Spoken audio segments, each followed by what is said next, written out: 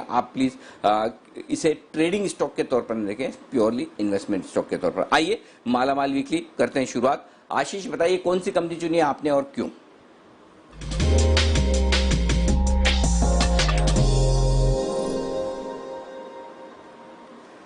आइए तो आशीष हमारे साथ है। आशीष बताइए आज आपकी लिस्ट में कौन सा स्टॉक है और क्यों है आपको पसंद? अनिल जी, बेहतरीन स्टॉक लेकर आए हैं। कंपनी का नाम है इंद्रप्रस्थ मेडिकल कॉर्पोरेशन और देखिए कंपनी जो है अस्पताल चलाती है यानी हॉस्पिटल चलाती है और पब्लिक प्राइवेट पार्टनरशिप के तहत इनके 2 हॉस्पिटल्स हैं। एक हॉस्पिटल इनका सरिता विहार में जहां पर करीब 718 बेड्स की क्षमता है। नोएडा में दूसरा अस्पताल है जहां पर 46 बेड्स की क्षमता है। भारत सरकार की 26% हिस्सेदारी है और हेल्थ केयर जो दिग्गज है अपोलो हॉस्पिटल्स, इसकी इस कंपनी में 22% हिस्सेदारी है। इसके अलावा अगर आप देखें तो 2 हॉस्पिटल्स है, वहां से बढ़िया आय आती है कंपनी की।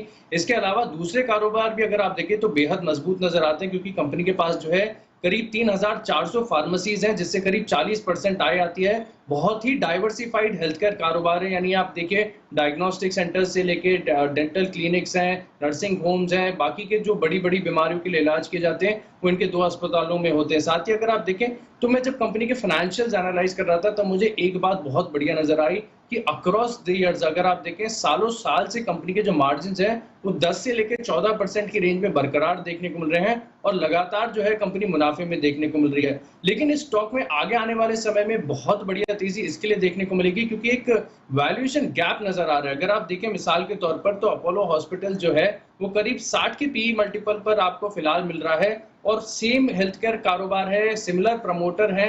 फिर भी अगर आप देखें तो इंद्रप्रस्थ मेडिकल कॉर्पोरेशन इस कंपनी जो हम आपको बता रहे हैं वो सिर्फ 9 के पीई मल्टीपल पर मिल रही है। नारायण हृदयालय जैसा स्टॉक भी 44 के पीई मल्टीपल पर है। एस्टर डीएम करीब 16, यानी वैल्यूएशन के हिसाब से अगर आप देखें तो स्टॉक के अंदर वैल्यूएशन के हिसाब से अपसाइड काफी ज्यादा नजर आ रही है।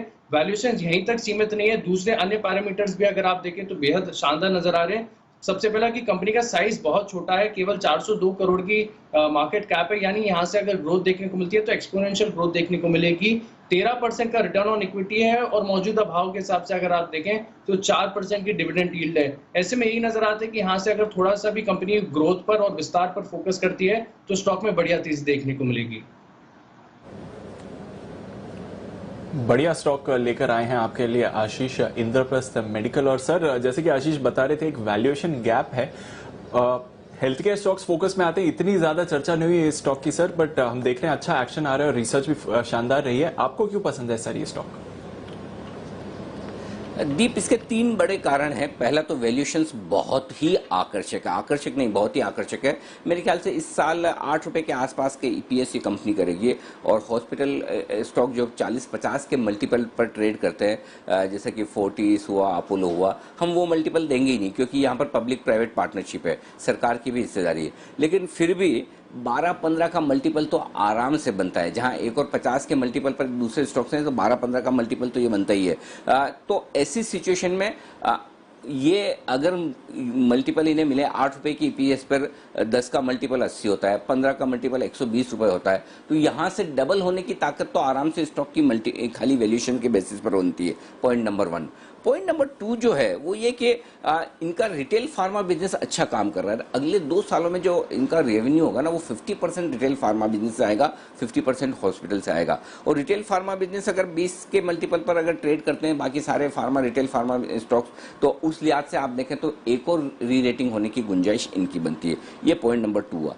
पॉइंट नंबर 3 जो दीप है वो ये है कि चूंकि सरकार की हिस्सेदारी है इसमें और अल्टीमेटली आगे पीछे कभी न कभी सरकार निकलेगी, हॉस्पिटल के बिजनेस है, सरकार के पास अपने ढेर सारे सरकारी हॉस्पिटल है। एक वक्त था जब जरूरत थी तो उन्होंने इंद्रप्रस्थ मेडिकल में अपनी स्टेक ली है और आज एक सिंपल चीज है, इनका जो एक पेरेंट है अपोलो हॉस्पिटल, अगर अपोलो हॉस्पिटल का स्टॉक 50-50, 60-60 के मल्टीपल पर ट्रेड करता है और सरकार को अगर अपनी हिस्सेदारी अपोलो को बेचनी है तो ये पूरी रीरेटिंग कर देगा। जिस दिन ये खबर आ जाए कि अब सरकार हिस्सेदारी बेच रही है और अपोलो तो तैयार ही है, इसमें कोई डाउट ही नहीं है, अब ये सरकार के ऊपर है वो कब बेचती है, तो ये स्टॉक मतलब आपको मल्टी बैग है, मतलब आराम से 3-4 गुना हो जाए तो कोई बड़ी बात नहीं। ये कब होगा ये अंदाजा लगाना मुश्किल काम है, यही पेशेंस है आपका। तो इसलिए मेरा ये मानना है कि ये 3 बड़े इतने तगड़े ट्रिगर हैं इस स्टॉक के लिए आगे चलते हुए। और मैं फिर बता दूं ये तीनों ट्रिगर आज के आज नहीं है, ऐसा नहीं कि आप 20% का सर्किट देगा, यही चीज नहीं होनी चाहिए। आप इस स्टॉक को, जो इन्वेस्टर्स हैं वो ध्यान से सुने, इस स्टॉक को आप रडार पर रखें,